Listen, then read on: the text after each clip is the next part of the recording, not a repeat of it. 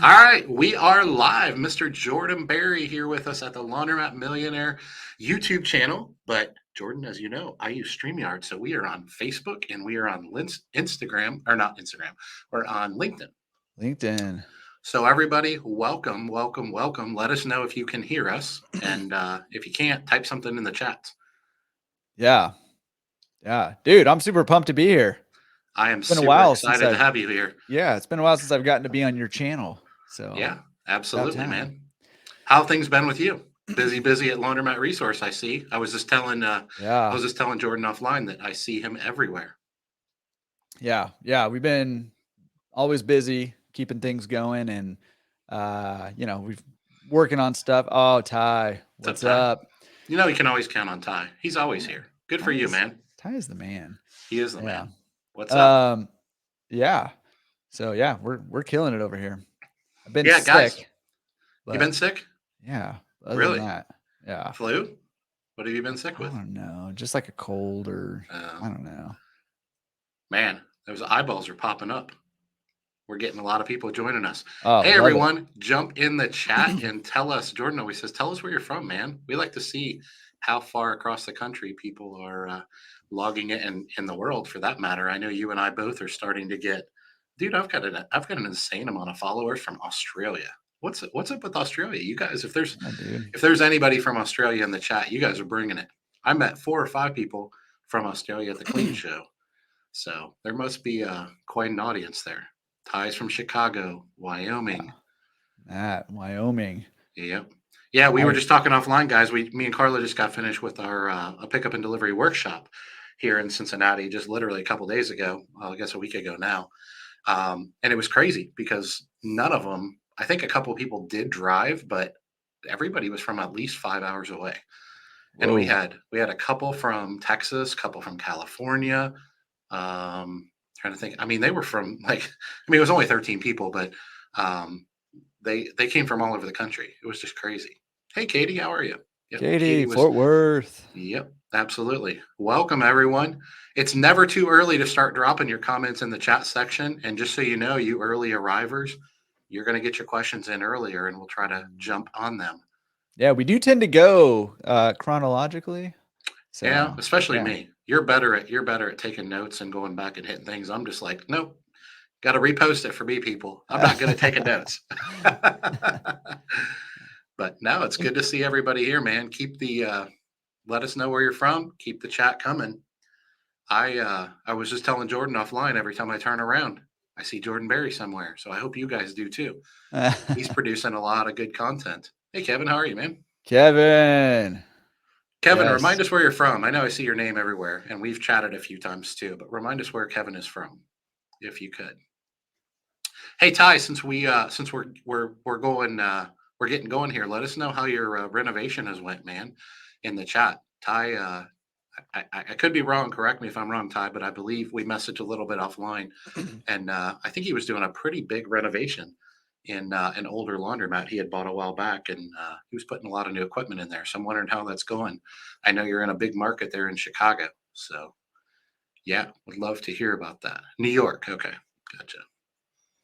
Open in 2 weeks. Ooh, very nice.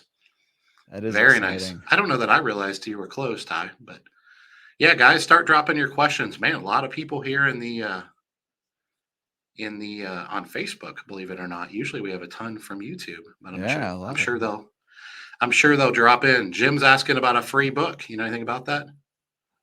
I got a free book if you want Jordan one. does. Yep. Tell shoot me an email, jordan@laundromatresource.com, and I'll shoot you a free book over there. Free ebook. I actually have a free mini book too on my website. Just go to laundromatmillionaire.com and have a mini book there. The 7 reasons laundromats are the best business in America. So there you go. Ask and receive, man. Look at that. I just want to point out that I have a blog post of the 10 reasons 10 reasons laundromats are the best. Well, I could only come up with 7. Jordan came up with 10. He took my 7 and added 3 more. That's what really happened. That's right. I did. Yeah, absolutely. Yeah. Well, hey guys, we love doing these things because they're a lot of fun. And man, get those questions coming in, because if you guys don't ask questions, then I'm just going to ask Dave questions. And once Dave gets rolling, he never shuts up. And Yep. we may not get to ask him any more questions. So get those questions in so we can get that ball rolling. And I mean, I do have a list of questions that we can go through if these are slow coming into questions are slow coming in. Absolutely. From the forums and all that stuff. But real quick, I mean, can you give us a high level recap of how your workshop was? Yeah, it was fantastic, man. It was a two day event. For those of you that don't know, this was a wash, dry, fold, pickup, and delivery workshop specific there. It was two pretty intensive days. Went from 8 a.m. to 11 p.m. day one, and 8 a.m. to 9 p.m. day two, and that included all of our meals. So, I mean, we took a couple 15-minute breaks, but basically the whole gang of about 20 of us with my team was together for, like it or not, for 2 days straight, with very little breaks from me. Luckily, Carla was there to break up the noise a little bit. Yeah, those in-person workshops, they're a lot of work. Hmm. I mean, genuinely, I think that is one of the most valuable things you can do. Especially if you're either starting a pickup and delivery or you're looking to take it to that next level. Is go there in person. And I was trying to think like. I heard a couple comments, or I saw a couple comments on like Facebook, not just with your stuff, but some of the other kind of workshops stuff happening and about how much money it is and all that stuff. And I'm Hmm. like, man, where in the world can you go get all the information you need to build a business that can scale massively for that amount of money? Like you can't do that anywhere else. Like it's insanity. So, I mean, I think the Yeah. value of that is off the chart. And then I saw you had your manual that you put together too, that you gave to Hmm. attendees, which is insanity. So Yeah, that's I mean, awesome. not to speak about mine, just in general. You know me, Jordan. I'm always encouraging other people to, hey, take your skill set and launch a podcast or write a blog post or website or whatever you want to do. There's a lot of people that are smart, have a lot of information out there. So that's what me and Carla try to do, whether it's with a podcast or workshops or conferences or whatever. But we see them as two things. One, we see them as just ways to bring people together, and that's one of the first things I told the attendees. Is I said, look, we're here to talk about pickup and delivery, but make no mistake, if you don't leave here with 12 friends, you're making a mistake, in my opinion, Mm-hmm. because there's a lot of smart people in this room. And luckily, it worked out really well. Brian says, or build some software. Yeah, some people get Yeah. bored easily. That's right. But yeah, no, I mean, it's 100% true. And the cool thing about it is, we said that at the beginning, and I was kind of reading the room, and I think everybody was like, yeah, that's cool. I hope that happens and all that. But that's not really why I'm here. Just kind of body language and stuff. And it was funny because we never really pushed it beyond that. And at the end, one of them actually asked if we could pass a sheet around, and everybody could either choose to not, or or to opt in or opt out, put their Mm-hmm. name, phone number, email address down, and whoever opted in, if we could just share that with the group, because of course we had all their emails from registrations. We said, yeah, absolutely. We passed it around, and I think I'd have to ask Carla, because she's the admin around here, but she I believe every single person put their name on there. And so we actually were able to blast that out after the workshop to everyone that attended. Now they all have each other's contact information and stuff like that. But man, there was a lot of smart people in the room. I mean, there was people that were launching pickup and delivery, so they had no context, but they're still smart, successful business owners. And we talked, wasn't really the point of it, but there was probably a half dozen occasions where we kind of went off script a little bit, either in our stores or during transport or at dinner or whatever, where we started talking about laundromats. Didn't even really have anything to do with pickup and delivery, Mm-hmm. which is core. You get 15 laundromat owners together, that's going to happen too. So, Absolutely. anyways, yeah, it was an absolute blast, and I can't imagine that other people that are putting on workshops and podcasts and stuff like that aren't experiencing things like that too. And one of the things we talked on a recent episode of our podcast was that, the industry is so funny, because I'm passionate about learning as much as I am teaching and sharing. And we did this workshop where 15 people came from across the country and all this stuff. And then fast forward 2 weeks, in a couple weeks, I'm going to somebody the CLA's workshop Mm-hmm. on wash, dry, fold, pickup, and delivery. And I'm hoping to leave there with half a dozen or more nuggets that are going to make my business better. So it's not just about, one of the things we started the workshop with is, it's not about us just, us being the authority and you're just here to sit and listen. I invited them to kind of pick apart, what we do, and, well, why do you do it that way? And have you ever tried this? And some of the other ideas you've heard about, because, If it exists out in the industry, we've probably tried it. So we invited them to learn from our mistakes as much as our successes. But I'll tell you this: there is a cost associated with it. We definitely don't shy away from that at all. But I shared with the workshop that it probably cost us around $250,000 to learn what we've learned, and it took us 6 years. So let's Yeah. assume that's cut in half in time and in money. I can tell you nobody paid six figures to come to the workshop. Yeah, not even So, close. yeah. Yeah. So, anyways, I mean, that's just the way I view these things. And I think the more that all of us do these, that just take our strengths and weaknesses, whether it's people like Brian building software and bringing value to the industry in that way, or all the other things that are happening across the industry. I think us connecting is good stuff. I don't think we can do enough of it. Yeah, absolutely. And that's coincidentally, probably not coincidentally, actually, my favorite part of these things too is when you guys are connecting with each other Mhm. in the chat over there. So make sure you're connecting with people over there as they're asking questions. Real quick, Jim, I emailed over a free ebook to you. So check your Mm. email. He's on the ball. On the Yeah, ball. absolutely. All right, guys. Should we We're tackle this gonna first question? Yeah, let's jump in, man. All right, let's tackle a question. Guys, if you have questions, anything laundromat related, could be self-service, pickup and delivery, uh, wash, dry, fold, could be acquisitions, all that stuff. Let's jump into it. Absolutely. So Matt Smith says here in Cheyenne, I think, is he the one that said he was in Washington, Wyoming? Yeah. Cheyenne, Wyoming. Mm-hmm. He says, I'm currently evaluating a laundromat for sale here in Cheyenne. There's one of 3 laundromats in town. Population is around 100,000. Does population size affect valuation? What do you think, Jordan? Man, first of all, that's a crazy ratio. 3 laundromats for 100,000 people. That seems pretty good. It's like there was a joke. So I transferred colleges in college, and ended up going to a Christian university after I transferred. And there was more, girls than guys, so that the ratio is in your favor. It just kind of reminds me of that, where there's. Is that why you went there, and is that where you met your wife? More importantly, It is where I met there my you wife. go. Yeah, yeah. Play the laws of average, guys. Absolutely, man. Hey, when you don't got a lot to work with, you Hey.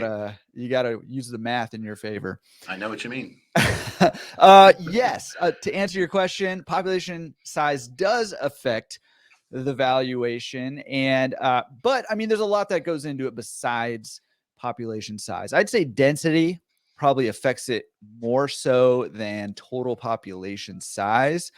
Because if you get somewhere, like Brooklyn or Manhattan, you're going to get a ton of people, but they're all packed on top of each other, right? And, LA, there's still a ton of people, but it's spread way out more. And so it does affect valuation differently. In fact, we have the analysis calculator at laundromatresource.com. And one of the options you can choose is what kind of area your laundromat's in. Is it in like a suburban area? Is it in more of a, rural?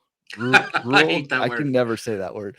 Area, or is it in an urban area that's more densely packed, and that will affect the valuation. And typically what I would say, and you probably have your wisdom on this too, but typically what I would say is the more population and the more densely packed, usually there's going to be more people who are interested in that laundromat, and usually that's going to bump up the valuation, the multiplier that you use to determine the valuation up a little bit in a more densely packed area. So 100,000 people with 3 laundromats, that's quite a bit of people for that many laundromats, and so I would assume that might bump up the valuation a little bit there. But again, it's going to depend on if 90,000 of them are living over here and the laundromat's over here with a bunch of spread out 10,000, that's going to be a different story. So what do you got to say on that? Yeah, man. My answer is it depends. Next Yeah, question. as always. Yeah.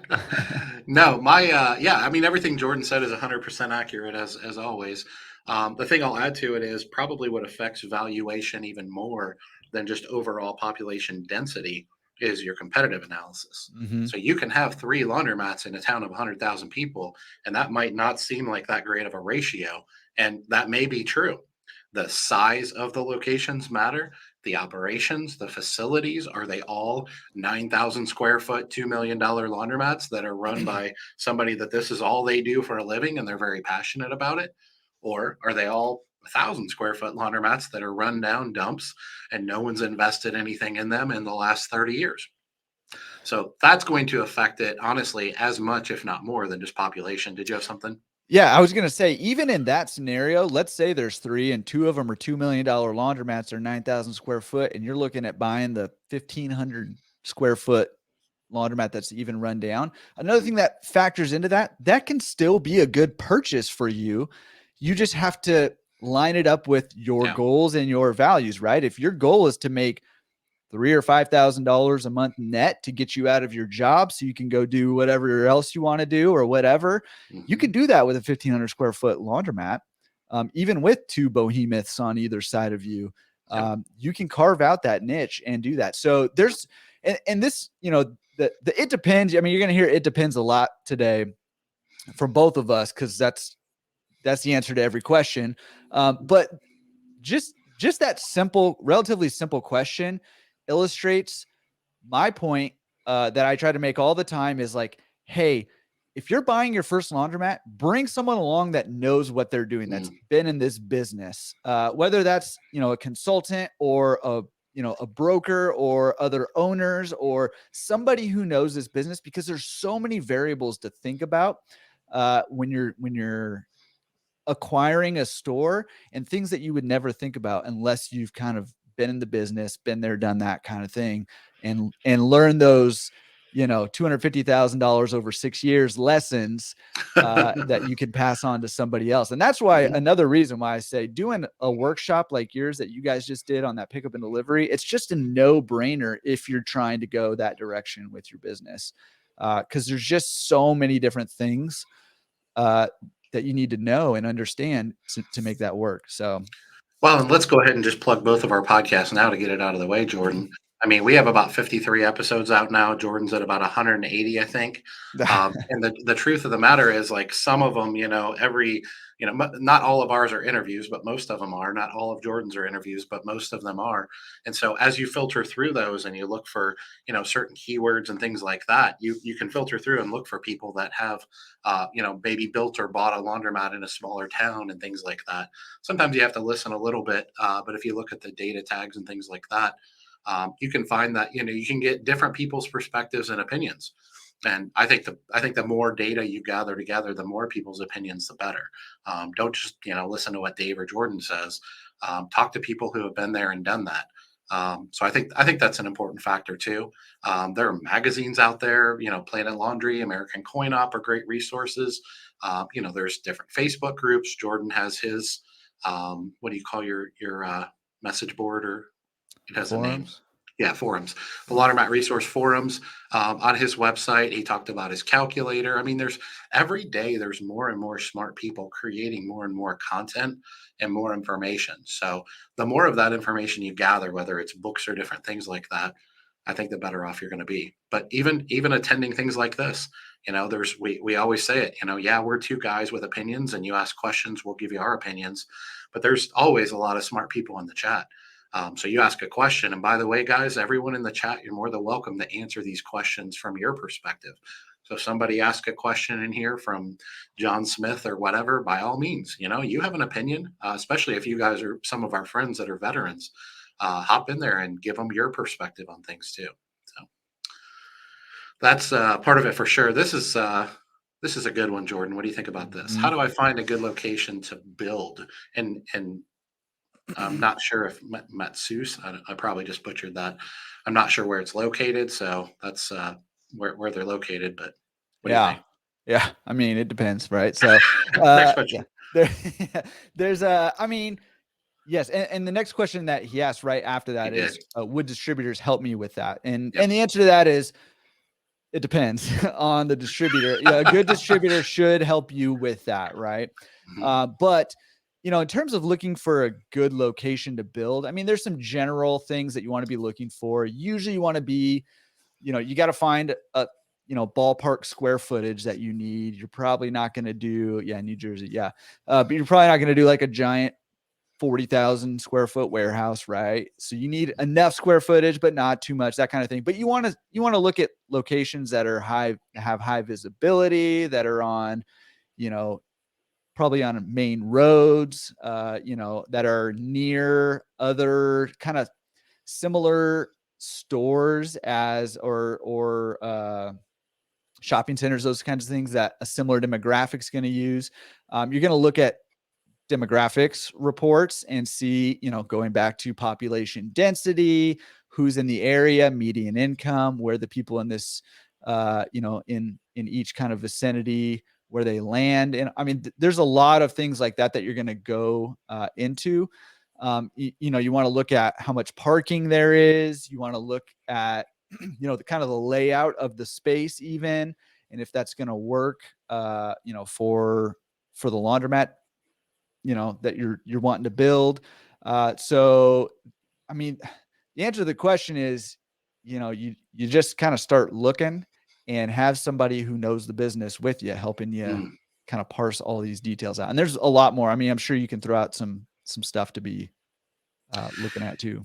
Yeah, I feel like our industry is drastically changing, and not that we're ever leaving the past in the past, because we're bringing it kind of with us. But once again, everything Jordan said is great information for sure. I want to take a little bit different angle on it, and I think that we, as newbies, I'm assuming they're new to the industry. This is difficult because it takes some time. But I always tell people, cut yourself a little slack and don't be in such a big hurry. First of all. Second of all, try to get a grasp, and you can do this through podcasts and workshops and different things. Try to get a grasp for who you want to be. Obviously your market is a factor. If you're in the middle of, a small town with 10,000 people, I mean, you're probably not going to build a $5 million pickup and delivery business. So your market is a factor, but your ambitions and who quote unquote, who you want to be when you grow up in the laundromat industry is important. A lot of people get into this industry because they want to build a self-serve chain of laundromats, and they like the simplicity of the scalability of those things. Some people want to take over the whole earth like I did at one point. And some people, eventually come back to reality and they find some semblance of that.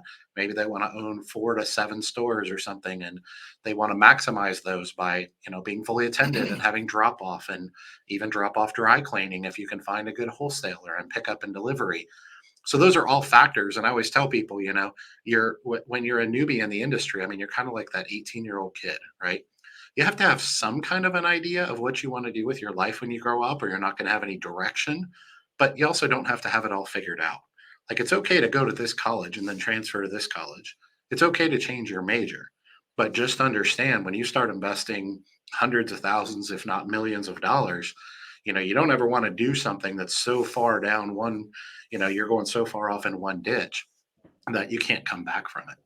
So I don't know if that helps you. Just a little bit different perspective on kind of the same question. I'm assuming, depending on where you're at in New Jersey, I'm assuming that's you're in a decent sized city, a pretty good market. Another thing I always recommend people do when they immediately start talking about building laundromats is I tell them, man, I would look at a 30-mile radius around your home or your ideal service market, and I would look at that first. And I would look at what laundromats are available. Is that market over penetrated? Because that's a really big factor in this too. So I think a lot of people jump in this industry and they just don't want anything to do with an old laundromat, and so they immediately jump right into me and want to build a laundromat. And that we all know that some of the best opportunities out there are taking over old laundromats in great locations and turning them into what will eventually be a brand new laundromat. But you don't have to build from the ground up to build a brand new laundromat. So, Absolutely. Yep. Absolutely.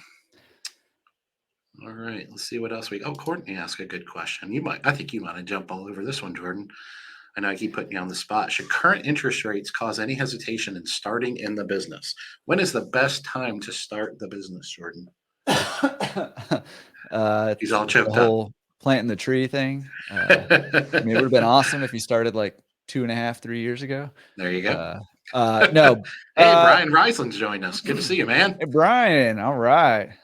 The laundry geek. Genius. Laundry genius. Well, yeah. Laundry geek too. Yeah. Yeah, both. Yes. Okay. So, Courtney, great question. Brian Henderson answered that and said, okay, I gotta put that up there.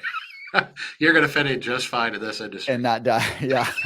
Yeah, All right. that's another question. All I'm not right. sure it's Back to the possible. original. Yeah. Okay. So current interest rates cause any hesitation starting in the business. Now, okay. So, I mean, business is a numbers game, right? And so uh, okay. So obviously this is going to be a little bit of exaggeration, but it almost doesn't matter what interest rates are. It matters if the numbers work with the interest rates that you're working with, right? And how you can make those work. And so, there's a whole lot of, it depends on this question too. Obviously, it depends on how much money you're borrowing, what percentage of it you're borrowing, and all that. But at the end of the day, there's a couple numbers that you need to look at, right? Number one is what kind of return on investment are you getting? And number two is what's your threshold, right? So if I say, hey, I'll give you 1,000% return on your money, for this, if you buy this laundromat, but then at the end of the year, you're going to get $1,000. Well, okay. I mean, the percentage is good, but the threshold, it's probably not worth running a business for $1,000 over a year, right? So there's some threshold that you need to meet in order for that to make sense for you. Now, for everybody, that's going to be different, right? But once you kind of know, okay, I need to make at least $3,000 a month or whatever the number is for you. Once you kind of know that threshold, then you can kind of work backwards with those interest rates and say, okay, I need to borrow 60% of the money. I'm borrowing at this much money, or at this rate. And here's what my payments are going to be. Can I still hit my threshold at that point? And if the answer is no, then current interest rates should cause hesitation. Or you should say, okay, well, is there a different way to operate this business to improve it to make me hit the numbers, right? And so, it's just a number. Interest rates are just a number, right? And so when you're getting into the business, just, make sure the numbers work. And again, I'm not trying to like plug, anybody here, but like have somebody who knows the business help you make sure that the numbers work with that. So anyways, I'll leave it there and then you can jump in with it and give the real wisdom. Yeah, these are fantastic questions, guys, and I'm just going to keep saying it. Everything Jordan said is true. I'll quote my buddy Chris Mahalik, who knows quite a bit about financing and the laundromat industry, and he tells people in this environment, and I tend to agree with this. There's exceptions to everything. First of all, let's just throw that caveat out there.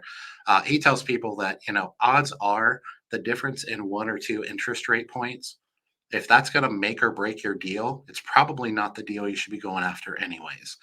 And his mindset regarding that is a macro mindset for sure, and I would agree with that. And he essentially says, like, is the difference in a 22 and a 20% ROI like going to make a difference to you? Now, maybe it does. I mean, maybe you have a cutoff hard stop threshold. That's fine. But this is such a fantastic business that what Chris Mahalik says, if you hit that home run on your first store, then the sky is the limit for you. Well, I mean, what if you hit a triple? You're probably still going to be okay. You're going for a home run, but what if you hit a triple because of interest rates? So I'm not saying to discount them or be reckless. I mean, everything Jordan says is 100% accurate. But at the end of the day, if it's a difference in a 20% ROI and an 18% ROI, is that a good investment for you? I mean, you have to make that determination on your own. I think what Jordan was kind of getting at is if you're working with either a really experienced distributor, broker, consultant, coach, whatever category we want to put these people in that know the industry really well. If you're working with someone like that, then odds are they're probably going to help you avoid and mitigate a lot of the mistakes you would have made otherwise. That's probably going to make or break your project much more than 1 or 2 points on your interest rate. Now, I'm not trying to minimize the environment we're in. Rates are going, through the roof, and there may come a time where okay, it's death by 1,000 cuts, quarter percent at a time, and all of a sudden this isn't a good time. I think the other thing is, and I guess it's the eternal optimist in me, interest rates. I'm not suggesting they're going to come down anytime soon. I pay too much attention to believe that, but at the same time, they're not going to go up forever, and they're not going to stay there forever. Now, that doesn't mean they won't stay there for 5 years. So you have to mitigate those things too. But the other side of the equation is okay, just because you take out a 10-year note building a new store or renovating a store doesn't mean you're going to necessarily pay those interest rates forever. Hopefully the time is going to come, and once again, the optimist in me, but hopefully the time is going to come where you can refinance and they start coming back down to earth. Now we can't predict that. I'm not saying to do a deal because of that, but I'm just not a the sky is falling kind of guy. I mean, I'm a realist more than maybe an optimist, or I like to believe I am. So I'm not unaware of the economic situation and where we're going. It's bad and getting worse. But I guess I see so much potential, so much opportunity in this industry if done correctly, that I can't imagine a couple points on an interest rate is going to make or break most projects. I know everything I've done, it wouldn't have changed anything for me. I mean, I feel like we're being very positive here. So Oh, there's let another me side. let me bring some negativity to you and put some fear into you here. Here's where I think it gets a little more tricky, right? Interest rates, I mean, I guess they just went up. The Fed raised their rates, Yep. 75 basis points today or yesterday or whatever. But here's where you need to be a little bit careful. You can go into it with today's rates numbers, but a lot of these loans are adjustable. They're Yeah. variable rate loans. And so that means as rates rise, your payments are going to rise. Yeah. See, I don't do that. Where the Yep. danger is if you get one of these adjustable rate loans or variable rate loans, uh, you know, then you can find yourself in trouble because you've made the numbers work and you went from 20% to 18% return on your money. That shouldn't kill you. But, if rates keep going up, another, who knows, how if it'll keep going up or what's going on, right? Then you can find yourself in trouble. So I would just say beware of that. Know what you're signing before you sign it and understand the implications of what you're signing before you sign it. And again, another great opportunity to pull in people who have done it before and who can help you understand what you're signing before you sign it. Yeah, absolutely. Well, we don't want to beat that to death, but Yeah. I couldn't agree with you more. Absolutely fantastic advice. We've had several more people jumping in, so guys, plop your questions in there. We've got some serious powerhouse laundromat owners that are joining the forum or joining the chat. So, guys, welcome to help people out. If you scroll back through the comments section and you see a question that applies, by all means, give them your opinion. We're not the experts; we're just people with opinions here. So, yeah, help each other out. So this isn't. I know we're picking on the same person here, but what demographic program do you use? So I'll jump on that first, Jordan. I've always used the demographics from my distributor. Now it's no secret I have a great relationship with my distributor. I can get anything I want, for free. But by the way, most of us can too because they come from the manufacturers. You can get anything you want for free. Well, I mean, demographics wise. Oh, okay. Yeah, I get equipment for free. I was like, no wonder I told you I have a always great distributor. raving about your distributor. Jeez, man, throw me free 80 drain pounds over troughs. here. Yeah. Oh no. But anyway, I have a feel. What I'll say about this is, as long as you're getting the right and accurate information, and typically all these demographic reports they categorize them differently, but the data should all be coming from the census. So I mean, the data should be as accurate as the most recent census. Doesn't really matter where you get it from. But personally, I mean, I like to get it from the manufacturers. I like the way it's broken down. That funnels through the distributor and comes to you directly. You can typically get that just by working with a distributor. Sorry, distributors, I'm going to blow your work up a little bit here. There are some distributors that'll take that free demographic information from the manufacturers and then they'll charge us for it, which, whatever, it's their business, not mine. But I happen to know they get it for free. So that kind of bothers me a little bit. But whatever. I mean, they have a business to run, so I get it.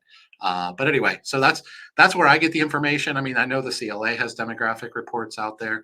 They're just going to channel information differently, but the information you're getting should be the same. I think the reason I prefer it from the manufacturer directly is because I've always worked with Alliance. I've always worked with the same manufacturer, same distributor. And so that's just how I'm used to seeing it formatted. And that's all I need. When it comes to demographics, they send me that report and I can look on it in 15 minutes and have the data that I need. If it's formatted differently and different things like that, it can absolutely come at you at a different angle. What about you? Yeah. Well, the site I used just shut down not that long ago, so Oh wow. I'm back on the. You must not have used them enough. Must not. I mean, yeah. Well, it was free, so I don't. I mean, Oh, that there was you go. probably their business model. I don't know. Yeah. No, I mean distributors. You can get them from a broker.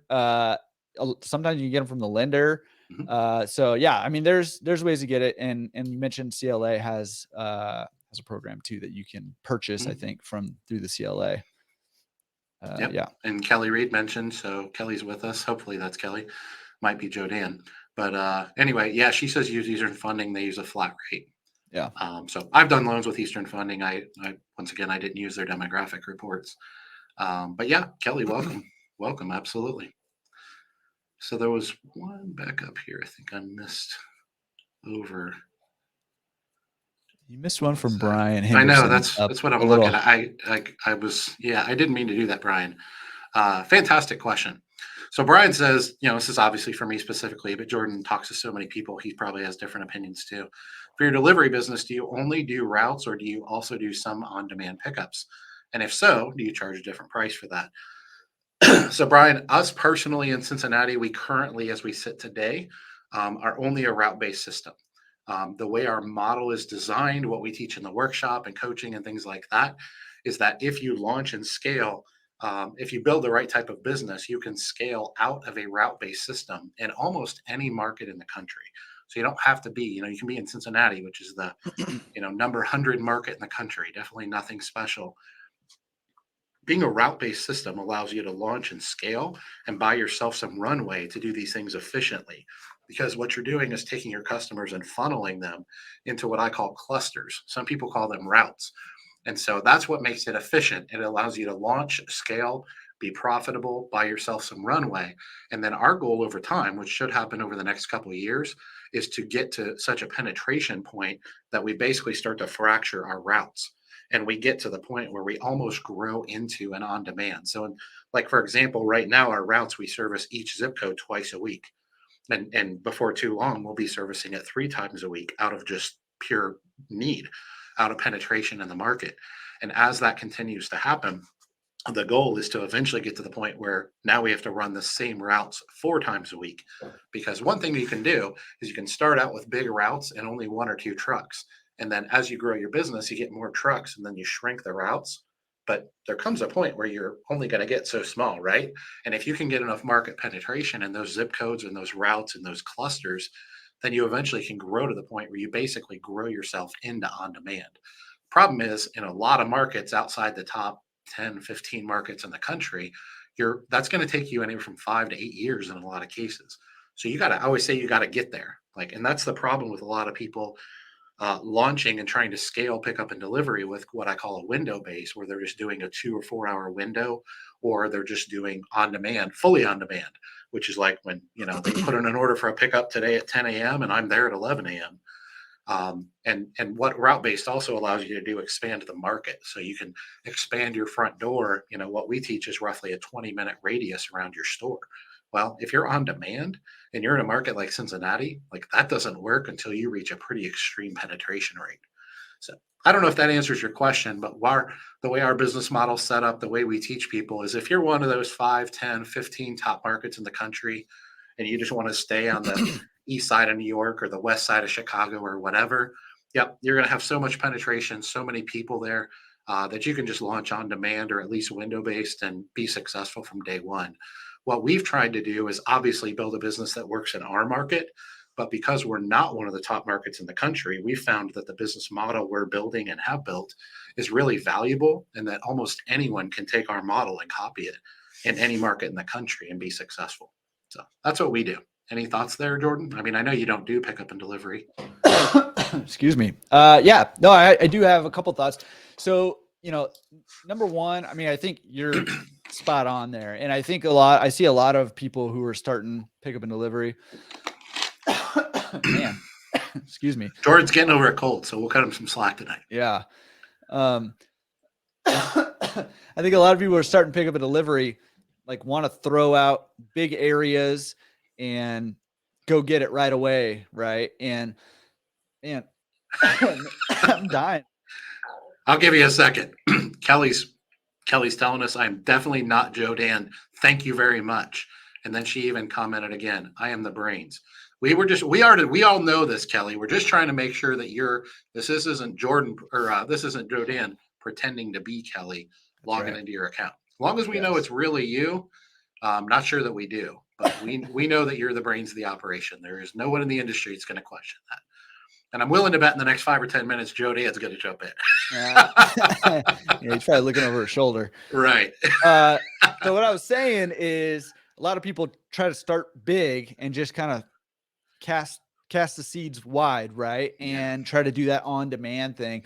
And I would say, hey, if you're just starting from scratch, from zero, you can, if you know, especially if you're doing it yourself, you can offer the on demand.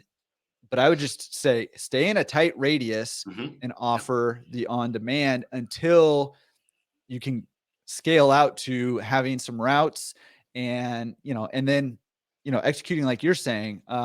But the reason for doing routes is it's economics, right? It's efficiency. You're going to waste a lot of time and a lot of fuel, which is becoming more and more expensive these days. Shooting out to different spots all over your city or your town or whatever. Trying to do on demand. Whereas, when most of the softwares now have, systems that where you can, map out routes, and a lot of them will even help you find the most efficient ways to do that. And the reason that that's so critical is because you've seen this a lot too, right? Like a lot of pickup and delivery operators are really not making any money. And a big part of that is because your expenses can creep up really high if you're not running an efficient system. Now you can get away with that early on, but as your pickup and delivery starts to scale, you need to become more and more efficient. You need to keep learning, from your experiences, and you need to keep digging deeper into your business so that you can keep those expenses low and maintain your margins or even increase your margins.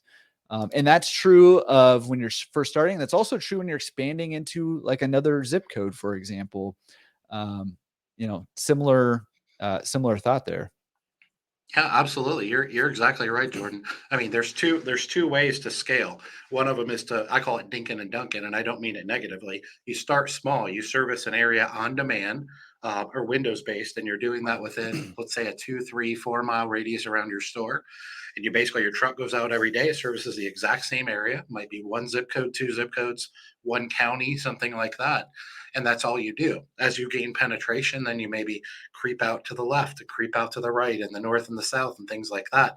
And you can do that. Typically, when that works really well and effective, and you can scale quickly, is once again in a highly penetrated market. In the LAs and New York cities and things like that of the world. To give you an example, in the 6 years we've been doing in pickup and delivery, we've done about 5 million pounds. In Cincinnati, the number 100 market in the country, there's only roughly 1 million people in the whole Cincinnati metro market in about a 2,000 square mile radius. So if we had started that way in our market, I mean, we would still be just a tiny, tiny, tiny piece of the pie. So it's not to say one's right or what's wrong. We launched pickup and delivery because we wanted to scale. We wanted to scale effectively. And those are basically the two ways you can do it efficiently. But if you're in a market that's not one of the top 5, 10, 15, 20 in the country, serving the greater metro area of a city like Cincinnati on demand, I mean, you'll never make money doing that. I can very confidently say that, and I rarely use the word never. But that's just the case. So there's definitely more than one way to do this. You can start small and expand and go bigger, or you can start in a route-based system and then funnel those customers. Now, I do want to share one other nugget here. Hopefully it'll help somebody out there. The thing that we didn't know in the beginning, but we've learned since then, is most pickup and delivery operators, they believe that the key to pickup and delivery success is how quickly you pick up the laundry. So if Jordan places an order today, he doesn't want to wait. What's today? I don't even know. Thursday. If today's Thursday, he doesn't want to wait until Monday for a pickup. That's the belief, right? Because we're in this on-demand society, and what I tell people is our industry is unique and different in that way. Our ideal avatar are wealthy people for the most part, typically wealthy families, multi-income families, households, things like that.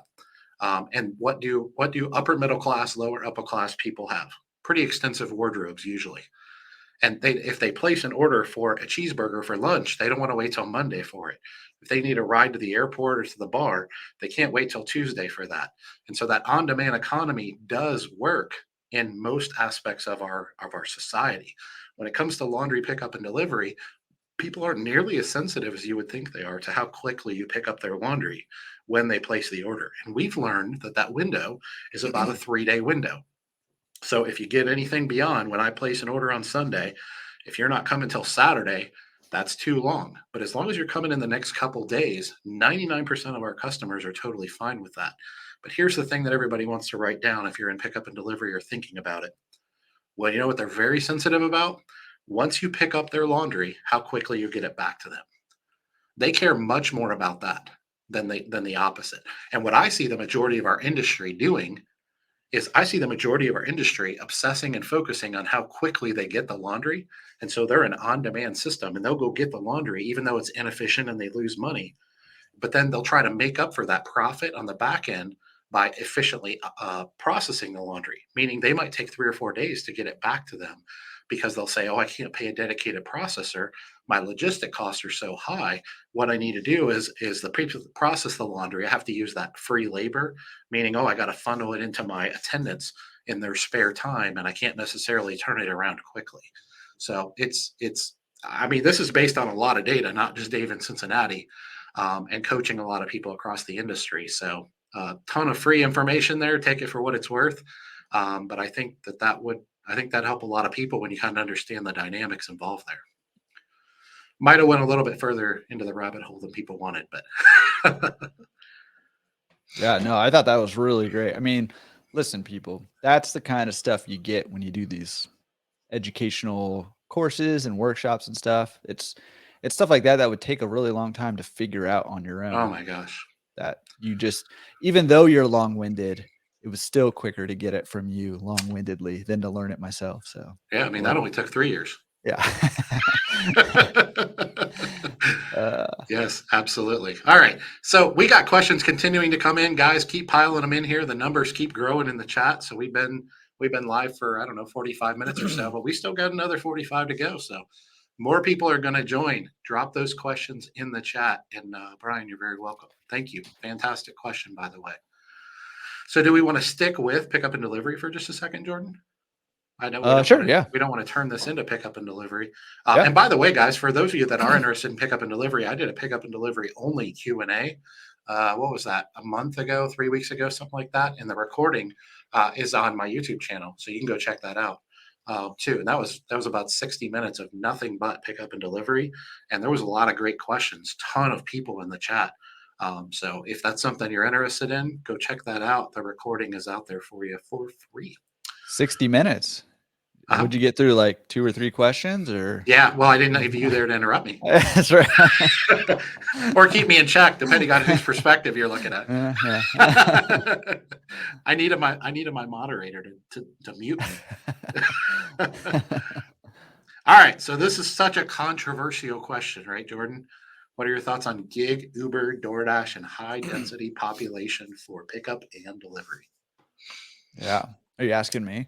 I'm asking you. What are your thoughts on that? Yeah. You've talked to plenty of people that do this with success.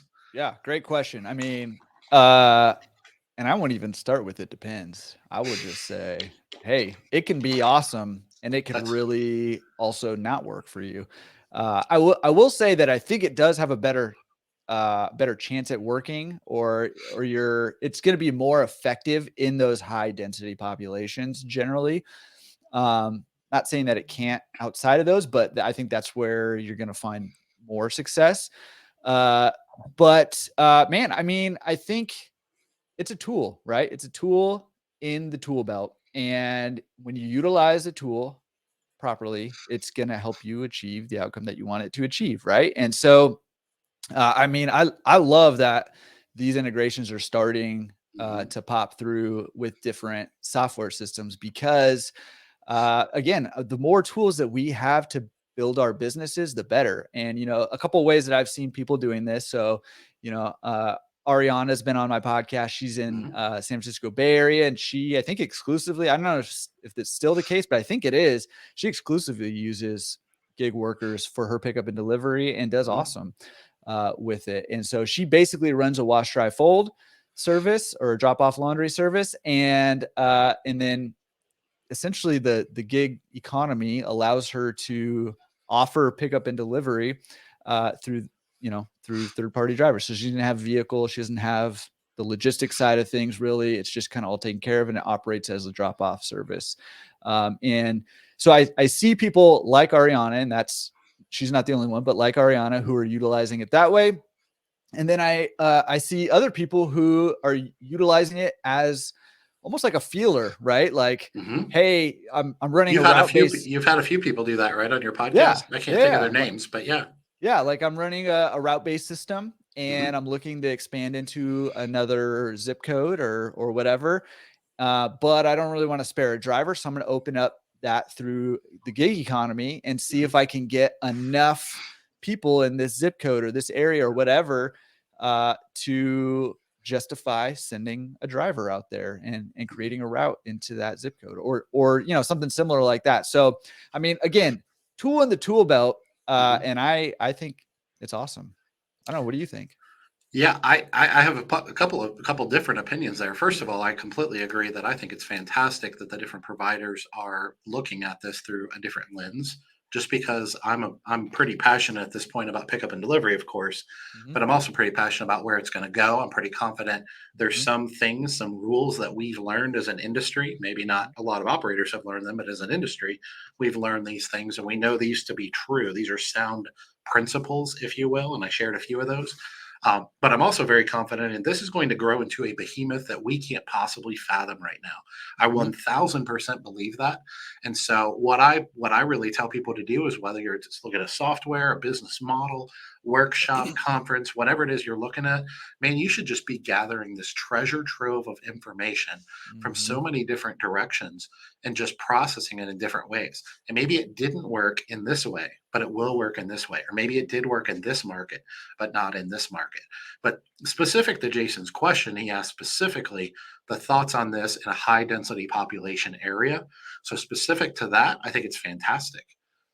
You can decide whether, your customers are going to want their laundry put in a random person's car versus a, company branded vehicle and things like that. I think there's arguments to be had on both sides of the equation there. I'm personally not a huge fan of this, but we use Sense, as everyone knows, and we probably will turn this integration on at some point, mostly just to do tests. We're not going to change our routes or anything like that. But if somebody really wants a Monday pickup and we won't be in their area until Tuesday, if they want to pay a DoorDash fee for a on-demand type service, I mean, our team can turn the laundry around. That's not a problem at all. So we just see that as testing things out. And I don't know what the answer is, but we're also not in a highly densely populated area. We're on the east side of Cincinnati. So our thing is, if we can take it and offer another level of service to consumers that maybe is outside of our standard business model, then we're going to test that. We're going to try it, and I don't have the results of that information because I haven't tried it yet. But what I'm getting back to is, I just think it's fantastic that different providers are thinking outside the box, and they're saying, "Hey, what if? What if? Okay, maybe it works for Jordan in LA. Maybe it doesn't work for me. Maybe it does work for me, but it only works in this way." Because another part of it is, when you have these DoorDash fees, for example, we do pickup and delivery in a route-based system about 30 minutes from our store in a couple north and northwest, and even northeast to a certain extent. And so, is somebody going to pay a DoorDash fee of, I don't know, it would be $58, let's say, for 30 minutes from our store to their home one way, plus the cost of doing the drop-off? I mean, probably not, right? So that's going to limit it as well. But once again, what do I have to lose?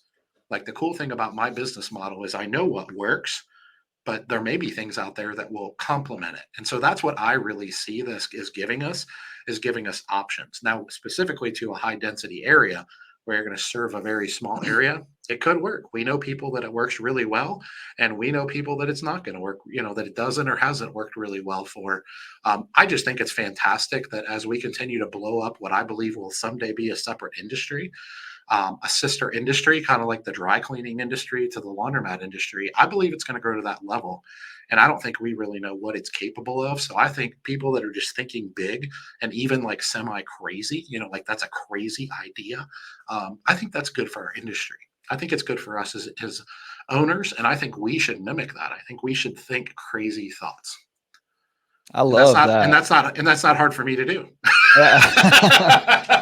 Yeah. No, I mean, I love that. And we've talked before and we both are in agreement. We think that this is, it's already much bigger than it was just 3 years ago, the pickup and delivery business. But I think we've just scratched the surface and we think it's going much bigger. And there's a couple comments here. I know not everybody can see all the comments because some of you guys are on different platforms and stuff. So, I mean, Kelly Reed, who's the brains of the Reed family, not Joe Dan, which I wish I would have known that before I had him on the podcast and not Kelly. I think this comment's directed at you. I think he's saying he loves you, Jordan. Yeah. You know what that means? Thank you, Jason. Appreciate that. Glad somebody does. Yeah, but Kelly, they've had problems and they don't love the DoorDash stuff. And Brian Reisland also. I was just getting ready to put that up there too. I want DoorDash to share. Drivers understand food delivery, not laundry. Had an order that wouldn't fit in their car. Now, these are anecdotal experiences, but a bunch of anecdotal experiences create data, right? And so this is what this is all about. And this is, I think, what Dave is getting at is we've got to try a whole bunch of stuff because this industry is not where it's going to be. This is a baby part of the industry right now. It's 100%. An infant, right? And we're in that kind of like get up and try to start walking and then fall down and then get up and fall down. And so the more iterations, the more failures, the more falling down we do, the more we find our way in this industry. And man, tool on the tool belt, and I love it. And sharing. I know. Yes. We got to share this information, guys. And by the way, it's okay. And I don't apologize for at times charging for this. And I never will. I know the value of that, but I don't charge for everything that I do. And I don't think you should or have to either, whether you're a software provider or just a personal, laundromat owner or whatever, however you come at this, a membership or a blog or a podcast or whatever. Like the key is the value. The key is just connecting together, building relationships, sharing information. So what I'm looking for, I don't believe in the philosophy that we all have to learn this on our own. I believe in that abundance mindset, that abundance thinking of us being better together than individuals. And, maybe that's a bit utopian. I know not everybody's going to help their competitor 2 miles away. I get that. But I've been networking obsessively for 15 years in this industry, and I'm yet to meet someone within 15 miles of any of my stores. I would take them out to lunch in a heartbeat. And I've tried, but they won't engage me. This is before I had a podcast or anything like that too. They won't engage me, but hey, I'll talk to anyone, anywhere and share my information. But I think there's a lot of data that's, maybe anecdotal, meaning it's not hard data, not hard research. But you mentioned Jordan earlier, and I have, oh my gosh, I have hundreds of conversations, probably, maybe every month or two on pickup and delivery alone nowadays. And the fact of the matter is, I firmly believe 90% of the people that are doing pickup and delivery right now are losing money. Almost every coaching client that comes to me looking for assistance in either launching, scaling, or optimizing pickup and delivery are losing money, and they don't know it. And the funny thing about it is, once I get a hold of them and I really start to drill down, because I've done this 100 times now at this point, almost every time they're like, oh my gosh, you're right. I didn't think about that. I never thought about that. I never thought about that. This isn't rocket science. It's just they're busy running 4-store chains and they're trying to figure out how to optimize and whether to do a DoorDash. And they're focused on so many different things. It's why I'm always posting on social media about ignore revenue, sales, gross sales doesn't mean I'm not impressed by that. I'm not impressed by the number of pounds you do. I want to know, are you serving people? Are you getting great reviews? And are you making a profit? Those are the things we should be praising in this industry. And I'm not saying those things aren't happening. I'm just saying that, you get in a group of 5 people and one of them jumps in and says, I own 100 laundromats. Everyone in that circle is immediately impressed by that. And I guess the reason I'm not is because the guy I bought my first laundromat from at one point owned 22 laundromats. And he was one of the worst laundromat operators I've ever seen in my entire life. And so that's the frame of reference that I come at this from. So I don't like I don't like the pounds of laundry and the gross revenue, and I do $5 million a month in pickup and delivery, and that just doesn't. That's not how we learn. That's not how we get better. It's by sharing more quantitative data points, if that makes sense. So anyway, I'll get off my high horse. I would still be impressed by $5 million of pickup and delivery a month. If it's costing them, I know you're being smart, but if it's Even costing if them $6 million to run it, still, I mean, come on, man. I mean Like, that's impressive. But I hope they have deep pockets. If they're willing to go and lose $1 million a month, I'm kind of impressed by that. You know, then they have Jordan Berry kind of money. Yeah, I will. Yeah. You know, I just dips below 70 here, and I start burning stacks of bills. So just to stay warm. Just to stay warm. Just to stay warm. Jay, I got to share this one. Jason says he loves crazy. Mm-hmm. Jason, I don't think we've met in person. If we have, I apologize. But I do see you on social media comment and stuff, and we're gonna get along just great. Yeah, that's why me and Jordan get along so well. Yeah, that's right. Well, he's got a good question right after that too. You know, to you, I mean, because you were saying you believe most pickup and delivery operators are losing money. So where are they losing it? Fantastic question. This is not going to blow anyone's mind here, but in the first 12 to 18 months of launching pickup and delivery, almost everyone that I know that's losing money on pickup and delivery is losing it in logistics. They're losing it because they're on demand and they don't understand, and they think it scales and it doesn't scale, maybe in their market or something like that. The crazy thing is, Jordan, most people that do the logistics right and they get beyond that 12 to 18 month point, then they start to launch and scale, and your laundry processing turns into a different animal. I mean, what works in the first 12 to 18 months does not work beyond that when it comes to processing laundry at scale and quickly.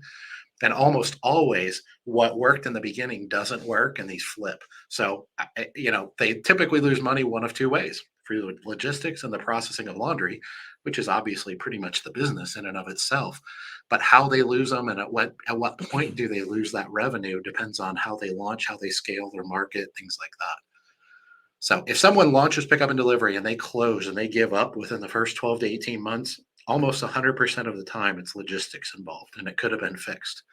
Now, maybe they, bit off too big of a chunk, and they, try to capture an entire metro area where they shouldn't.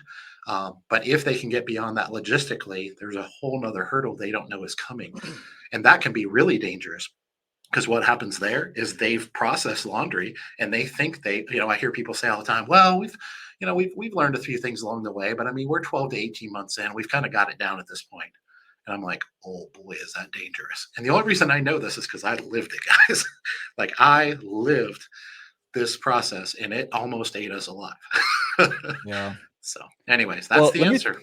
Let me throw in a number two. I mean, if there is a number two, I would say the number two reason that, people are losing money is, I think the ultimate, the ultimate thing is fear, and how that manifests itself is in not pricing correctly, pricing too low.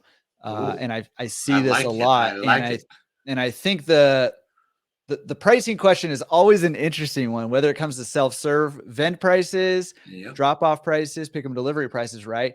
And operators are afraid, and I've been guilty of this for sure before I even knew that, like, what was going on. Operators we tend to just be afraid of charging what we need to charge. And I see a lot of, not as well, I see a lot of like pickup and delivery that's like $1.50 a pound, and I'm like, holy cow, like, especially rising utility rates, rising labor costs, rising rents, rising gas prices, like all this stuff is going up, and you're just not charging enough. And so you can have the logistics down, you could even overcome the laundry processing obstacles, but you could still be losing money real easy if you're not charging enough money, and really not even know it. It's really easy to do that and not know it. Absolutely, man. I gave two good answers and you gave one that was better than both of mine combined. I totally blew that answer. What I said was correct, but the funny thing about it is, Jordan, is those legit, I mean, at a certain number, I mean, don't get me wrong, it could be an egregious number, but your logistics, like you can solve anything with money. Yeah. Like if you can charge enough, you could be inefficient with logistics. If you could charge enough, you could be inefficient with processing. So that's a fantastic point. I would Yeah. put all three of those points: logistics, pricing, and processing of laundry at scale. I would kind of put all three of those answers together. But I'm so glad you didn't let me blow that one. Well, listen, if you guys are out there and And you want to come to shameless plug. my workshop on pickup and delivery with I'll my be there. very, very limited experience, I'll be there. it's Tell me when. real. I mean, it's way more money than Dave's, but it's like real cheap. I'm So kidding. laundryman, laundry service, not sure exactly who that is, but it's somebody that was apparently at my, oh, I Oh, know who that is. That's I Alex. know who it is. Um, who? Oh, go ahead. Oh, Yeah, okay. it's Alex. But Yeah. he put this in the comments and I can't not post it just because it's my channel. So thank you, Alex. I appreciate that. And it was a fantastic time. And he's keeping them coming. I won't bore you with all of them. But yeah, Bore us. Put him of up there while course. we're chatting. Alex is a man, by the way. And I sent you an email, You know Alex. Alex? I don't know if He's you out in saw it. California. Do you know him? Oh yeah, yeah, You yeah. do? Okay. Oh yeah. Yeah, I just met him at the workshop. At least I think. I always say that because I mean I think I met like 500 people at the clean show, and I'm terrible with names, He so was I'm good with at faces. the meet and greet with Chris Mahalik that we did. Oh, So really? you may Okay. have shaken hands with them. Okay. Shook hands with them. Probably got a Shaken. picture with him, and I'm sitting here saying I didn't meet him. I'm going to sound like a corrupt politician. I've never met that woman in my life, and now we have a picture. But no, Alex is a fantastic guy. I am honored to know him and consider him a friend at this point. So anyway, let's jump back into it. What else we got? I know we went off the rabbit hole a little bit, pickup and delivery, and I could talk all day, but we don't have to talk about just pickup and delivery, guys. Anything uh, laundromat related here? Courtney's got a pickup and delivery question. We did skip one too by Jason a while back on Is this one? demographics, but yeah, Okay. do that one. Do you ever see issues with overlapping pickup and delivery areas across laundromats? I'm not exactly sure what she I will means answer there. that. I Okay. think what she means is like, is there like if two laundromats are offering pickup delivery, is there going to be, are you going to lose business? I'm Courtney, correct us if I'm wrong over here. Correct me, I guess, if I'm Like wrong over here. correct, But I like think two there's competitors? two competitors kind of overlapping Yeah. areas Oh my like goodness. between Well, to different give you an laundromats. idea, go ahead. Go ahead. Well, Sorry. all I was gonna say is, Yeah. hey, going back to our earlier discussion, we're just scratching the surface, and Hmm. there's not going to be a problem for a while. I think. I mean, down the line, down the line, I think once this becomes ubiquitous, which I think it will, it'd be like gardening or like mowing your lawn. Like I don't know Hmm. anybody who mows their lawn anymore, at least not around here. Like I think laundry's going to go that route eventually too. Yep. I'd agree. Then maybe the competition is going to be high enough where you're going to have to, go fight for competition for clients. But as of right now, I mean, I think it's just so wide open that maybe you might a little bit, but I don't think it's a major issue. Yeah, I have a completely different perspective here, Jordan. Love it. And now that I think I understand the question, thank you, Courtney. What I would tell you is in Cincinnati, which is once again, not I'm not in the country, but not by any means a big market compared to most markets out there. To give you an idea, we have about 20 competitors, and typically every year and a half to 2 years they recycle, which kind of tells me what I told you earlier with my coaching and my observations there is that I talk to people and they launch and they scale and then they're typically the victim of their own success, or maybe they don't even scale. And so what I find really interesting, and one of the things we talked about in depth at the workshop that we did for pickup and delivery, is if you build a scalable, repeatable, uncompetable pickup and delivery business, you are almost on an island by yourself right now. Yeah. In any market in the country. I mean, there's New York City. I mean, that's a different animal. There's a billion of them there. But there's also tons of people. The fact of the matter is, most people that are launching and scaling pickup and delivery are doing it wrong. And I don't, not to insinuate there's a right way, Or but poorly. or poorly is a better word, probably. Thank you, Jordan. And the fact of the matter is, like, they typically can't absorb that. And the reason I don't find that surprising, I'm aware of it, is because that was me. Like, I just happened to be able to figure it out. I had a long enough runway. I had enough capital. I hadn't, my laundromats had grown where they were very lucrative, but we hadn't increased our lifestyle. So we weren't taking a lot of money out of the business when we scaled pickup and delivery. And we could take those hits, and we could have taken them for 5, 10 years if we needed to. There was more than one point where I was like, should I be doing this? I knew I could financially, but should I be? And there was probably a half dozen times where I was about ready to sell my truck and call it a day. So I've lived it. I know what it's like, and I know the likelihood of anyone launching and scaling pickup and delivery being successful on their own. And it's one of the reasons I'm so passionate about coaching and workshops and things like that. So not to say that more people, the more we share information, I'm not sure saying you can't be successful without a workshop. Not what I'm here to say. It's just, I think you this is did a just say baby. that. This is a Just saying. baby. Well, I did it without a workshop, right? So obviously I proved it to be true, but it's hard and it's painful. Yeah. That being true, the more we connect, the more we engage each other at conferences and even on Q&As like this and stuff, the more, I mean, I'm throwing out all kinds of stuff here that is very valuable information, 100% for free. You're going to have it in context of everything else, as Alex knows. But the fact of the matter is, I mean, there already are dozens of people in the industry that have figured it out. I'm not the only one. But notice I said dozens and not hundreds or thousands, because I know for a fact it's dozens, not hundreds or thousands. Now, those people, maybe they'll all scale to these huge businesses and nobody else will figure it out. I doubt that's true. We're going to connect, we're going to share information, and I think we're all going to be better off for it. So, anyways, yeah. I don't think I disagreed with anything you said. I don't think. I wish I There had to be like something. I like disagreeing with you though. So maybe I should have listened a little closer. No, You yeah, and probably weren't I'm listening at all. yeah, I was singing in my head. I know Jason had a question Yeah. up.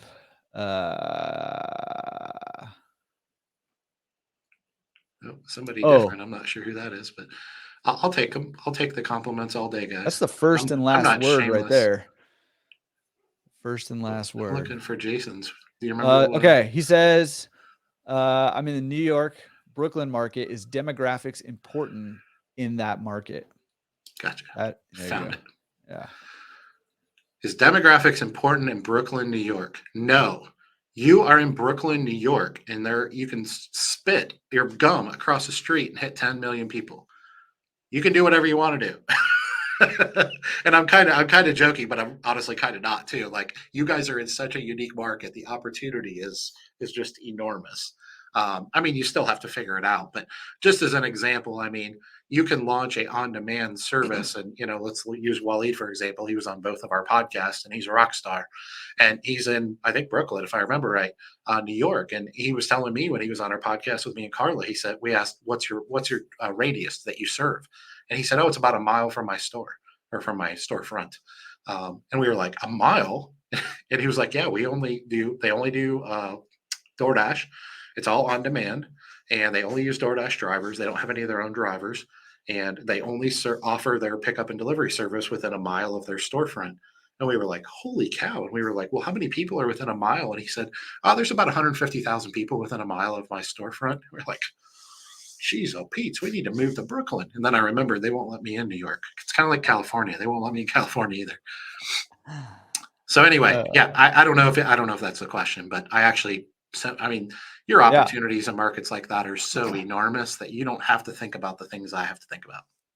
Yeah. And I mean, I'll add two things to that. So number one, I think your competitive analysis is much more important in that environment than the demographics, Sure. obviously. And I also would say, no, it's not important, except the one thing that you may be able to glean some information from is not if there's business to be had there, but what specifically type of business there is to be had there. And we know that self-serve demographic is a different demographic than a drop-off, which is different than a pickup and delivery demographic. And, it may just be more to see what opportunities lie within your mile radius or whatever. But there's business to be had there. So number one, looking at the competitors becomes a lot more important. I mean, it's important in any acquisition, laundromat acquisition, or pickup and delivery or whatever. But much more important than the demographics in that scenario. And then number two is I would still take a peek at demographics, not to see if there's enough business there, but to see what kind of business opportunities might be there, both on the residential side and on the commercial side of things. Yeah, I apologize. I guess I'm just so into the pickup and delivery now. I was assuming that's what he was referring to, but I don't think he was. So I'm glad you addressed that. Yeah, I So mean Jordan's exactly my correct. workshop is at this website. No, I'm just kidding. Taking deposits now. Dan, No, all right. What's up? I knew Dan would join. Oh, nope. I thought it was Joe Dan. Never mind. I'm glad Dan's here though. I love Dan. Great guy. Hey y'all. Yeah, so we'll leave that there, but I'm glad that you grabbed that, Jordan, because that's absolutely true. No doubt about it. What else we got? Keep the comments coming, guys. We got about another questions. We got about another 15 minutes here. Can't find his question to take it off the screen now. Scroll back up there. Yeah, there it is. Okay, should have been highlighted. All right, welcome, Dan. Questions? Get them in there, man. You're late, and I hope you have a hall pass. I know Dan just acquired 2 laundromats within like, I don't know, 2 weeks of each other. So I don't know. I love people like that. Fantastic. Glutton for punishment. Glutton for punishment. So yeah, Waleed is the man. We actually agree with that completely. No doubt about it, for sure. Yeah, Chris So has a great question. Oh, go ahead. Sorry. Okay. No, I was gonna say, I know you. While they're keep them coming, guys. I know you said you had a few from the chat or from your message board. Yeah, I can pull some up. Any good questions there? I know. Been busy.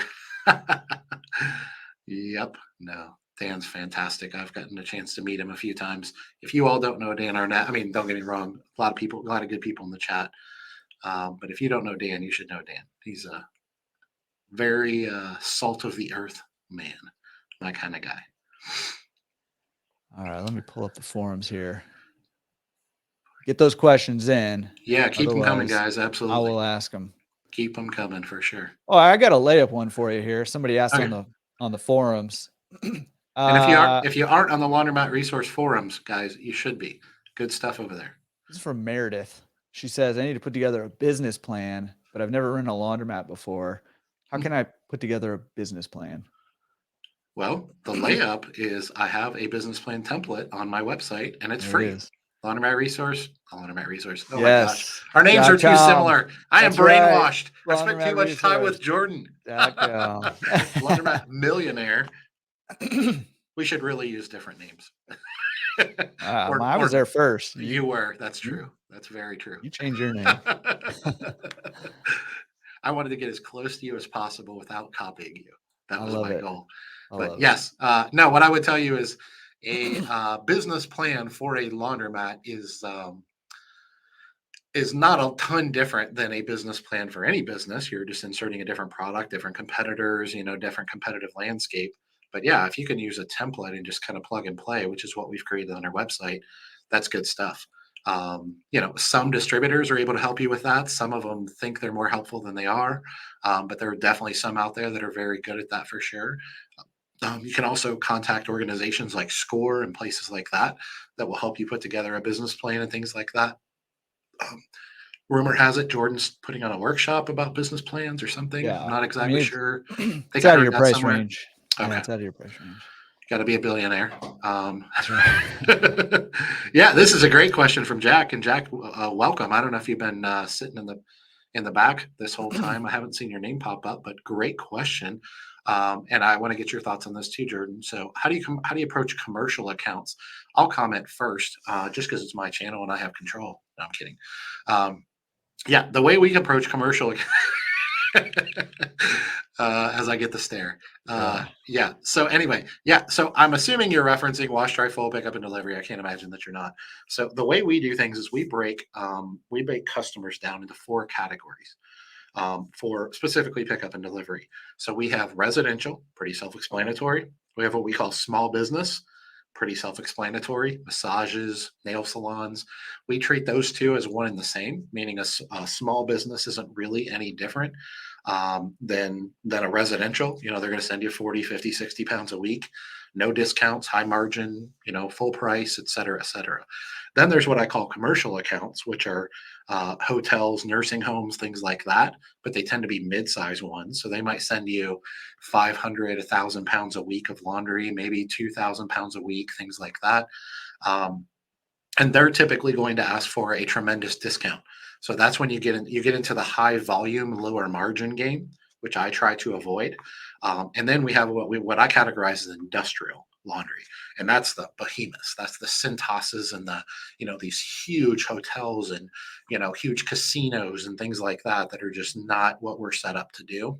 So what we do is our business is 99.999% small business and residential because we go after low volume, high margin, and we like to be diversified.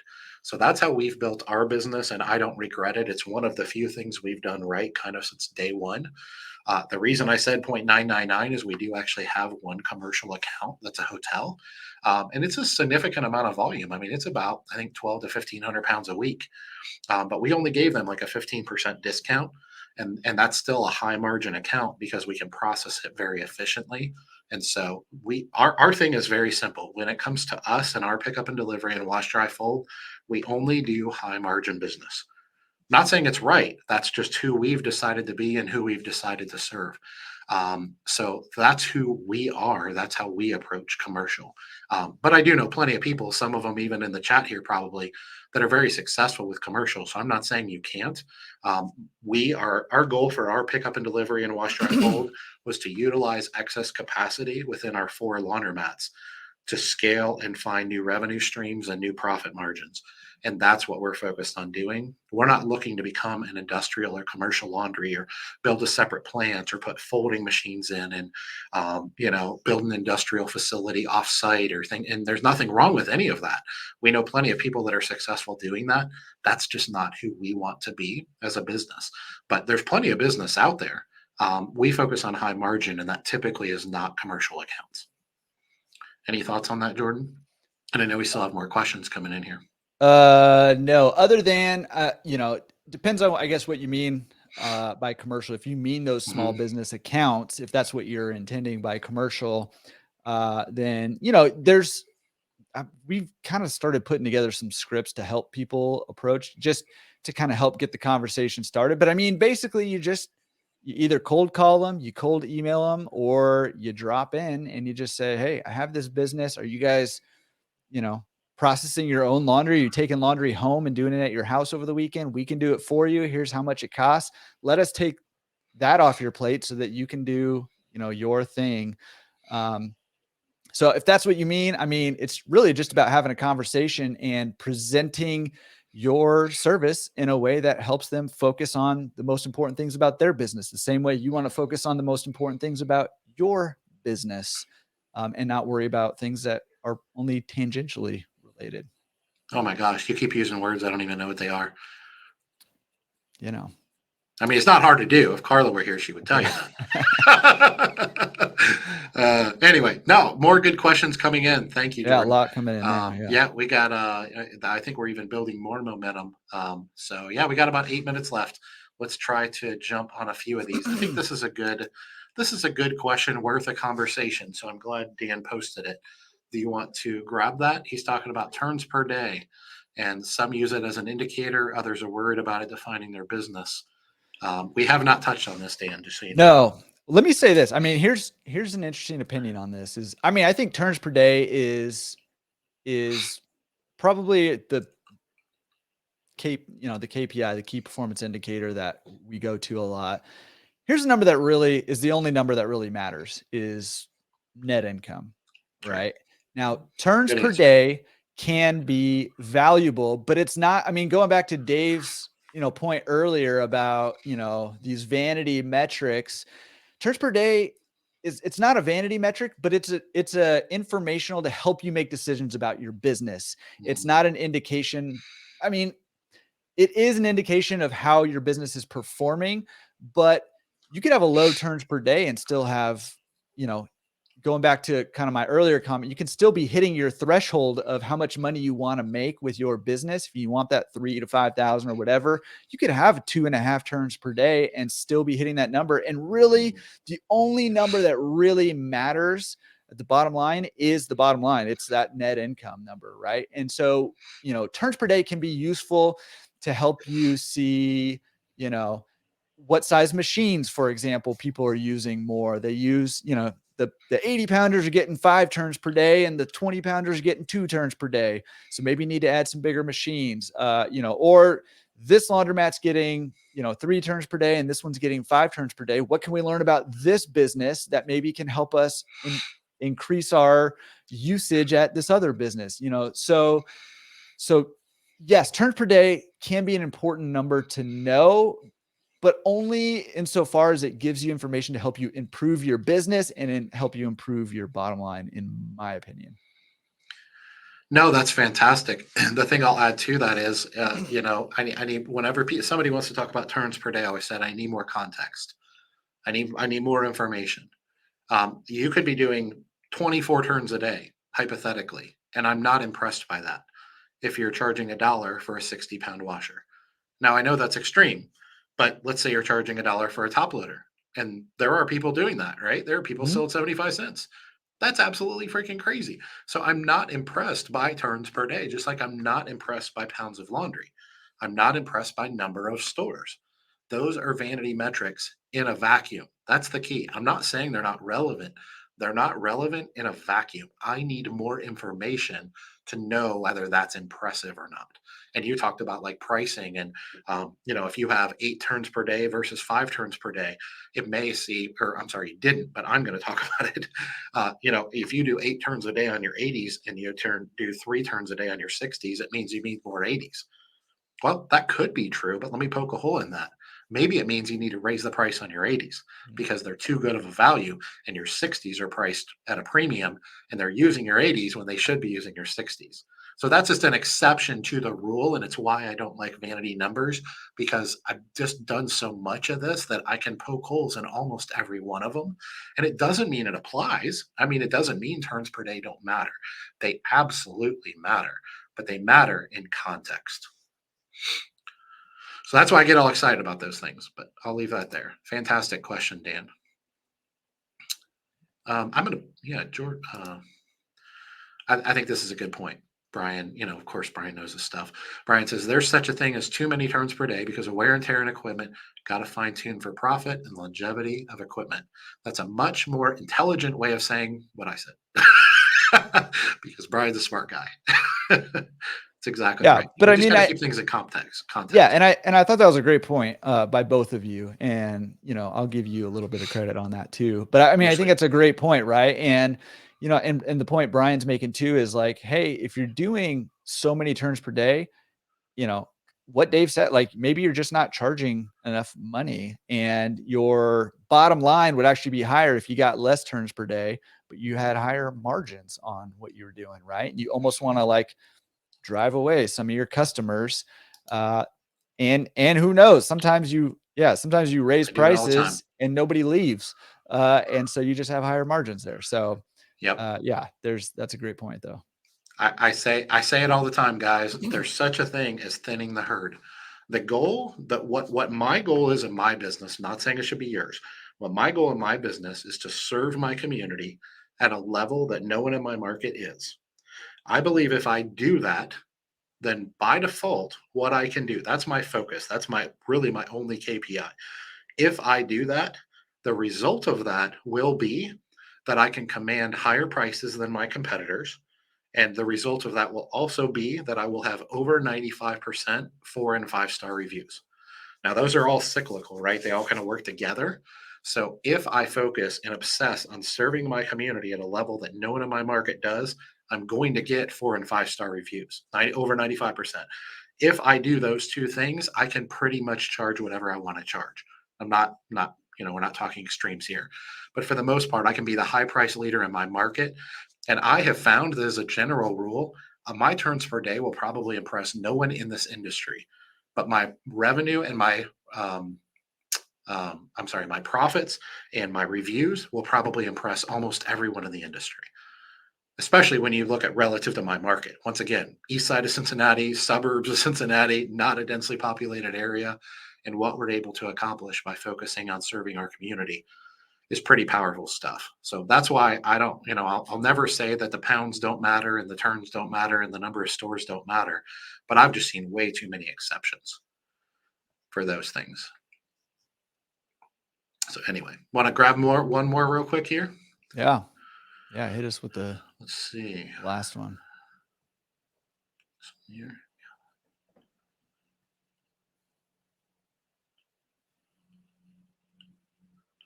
I'm not sure if this is 2 questions. Not sure where we're going here.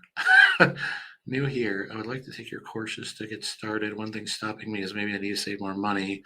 No idea how much money we should have in a bank account. And then there was another follow-up. He's in California. Approximate numbers for any state would be good. I'm not exactly sure what you're asking there. Jordan, do you? Yeah. Okay. So you need to know how much money you need to buy a laundromat is what I'm hearing in that first part of that question. Right. And the answer to that is it depends. More. You need more. Yeah. You always need more.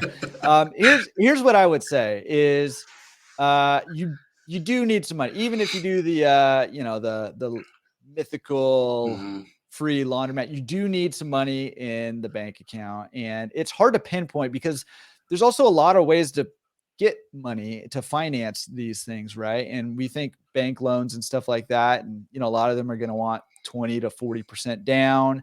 And so you factor that in, but then there's also a lot of deposit, lease deposit, utility deposits. You probably want some money to cover things for the first few months while you're up and running. Don't rely solely on, if you can help it, don't rely solely on the income from the laundromat the first few months. Because if something goes wrong, or if you misanalyze the deal, or they just pulled the wool over your eyes or whatever, you don't want to find yourself in a situation where you're sunk before you even got started. So that number it's really difficult to pin down. I get asked that number. That's probably like the number one question. How much money do I need? It's just a hard number to pin down because there's so many variables and there's so many different ways you can buy a laundromat. And so, it has to do with how you're going to purchase it. It has to do with your risk tolerance. It has to do with whether you want like turnkey versus, you're picking up somebody else's mess and trying to make something out of it. There's a whole lot that goes into that. So I don't know that I can really throw out a number there. But I would say this: walk down the path, right? Walk down the path until you've hit a wall and you realize you can't walk any further down the path because doors open up. Seller might be willing to finance something, and so you need less money, or they might not. And then you just go on to the next thing. The point is you need to take action to get the laundromat, and the number in the bank is important. But moving forward is just as important as having the money in the bank or having access to the money, I would say. Yeah, I think that's 100% correct. And I know we're running out of time here, but I'm gonna grab this for a second, Jordan. So the last thing I'll add to that is, what's your runway? Like, that's something you need to understand, because I see people get into this industry that could feed their laundromat for 5 years and be totally fine financially, support their family, feed their babies, all that stuff. And then I see people get into this industry that from the day they buy this laundromat, it needs to be able to spin off 80K a year to support their family. So what's your runway relative to your capital position? If you have a bunch of money in the bank, but you have a very highfalutin lifestyle, then you need to take that into account. I mean, in general, if you can support yourself some way other than the laundromat, like for me, I kept my full-time job for 4.5, 5 years. And I could have kept it longer. It would have been tough, but I could have done it if I needed to. So my runway was almost endless because all I needed to do was break even. In fact, I didn't even need to break even. I mean, I could have put a couple $1,000s a month into my business. So it really depends on what's your position, but also what do you need out of the business. But yeah, you asked about the course. I mean, I assume you're referring to mine. I'm not sure, but my courses, you might consider it expensive, but relative to this industry and what you're getting involved in, it's pretty inexpensive. So what I would tell you is, if you're not in a position to easily afford my course, you probably have a long ways to go to prepare yourself for running a laundromat, and you should not be purchasing that course until you're at least pretty well positioned. So that's not the first thing you should be doing. I'm confident in the value it brings to you and all that. But if a if a few $1,000s is going to drastically change something, you're probably not prepared yet. And then the last thing I'll throw out there, Jordan, for those of you that aren't familiar with my story, go check out my book, the podcast, all these different places I've been. In 2005, me and Carla had no money. And we saved for 5 years and lived drastically below our means just to get our first laundromat. And buying our first laundromat was losing money. And we didn't actually leave. I didn't leave my job for another 5 years. So there is no rule that says you have to buy a laundromat or get into business for yourself and make X amount of dollars within a year or two, or it's not worth it. Now, it might not be worth it to you. When I got into business for myself, I was in my early 30s and I decided this was what I was doing the rest of my life, no matter what. Like I would have done it for 20 years if I had to. That was that important to me. It might not be to you, but ultimately what you have to ask yourself is what is your risk tolerance, which Jordan brought up, and what is your runway? Those are really the two things that are important because those are relative. And that's how you answer the question for yourself versus us answering the question for you. So, guys, before we leave, make sure you check out Jordan's Laundromat Resource website, membership. Got a lot of great information on there. Check out his YouTube channel. It's blowing up. His podcast, Laundromat Resource Podcast. Go check that out, man. This guy's got a lot of good content out there. And I tell you what, I say it all the time, and it's not to take anything away from your success you've had, but Jordan is just getting started. I'm confident in that. But he's been working his butt off tirelessly for 2, 3, 4 years at this point, and he's produced a lot of amazing content. So go check that out. And Bud, thanks for being with me as always, man. Always good spending time with you. I love it, and I would probably just do this with you every day if we could. So thank you for having me, man. Seriously, always an honor and a privilege, and always great to see you. You got it. And I'm going to put Jordan on the spot, but I think we're going to keep doing these. I don't know if we'll do them every month. We're running the holidays and stuff, but we want to keep doing this. Christmas Day, we'll be on talking laundromats. You know what? I bet if we went live at 3:00 on Christmas Day, it would probably blow up because that's like when everybody's in a turkey coma. We're doing a 12-hour marathon. There live you go. Q&A on Christmas Day. No, we all know Jordan's going to be. Yeah, I'll see you guys in Chicago. I'll be there. Yeah, we all know Jordan's going to be at Disneyland on Christmas Day. So. Actually, I'm going to Hawaii. Oh goodness. Well, maybe I'll go with you. Yeah. All right, on, dude. Let's do it. Everyone, including you, buddy. Thank you so much. Everyone, we'll see you next time. Take care. All right.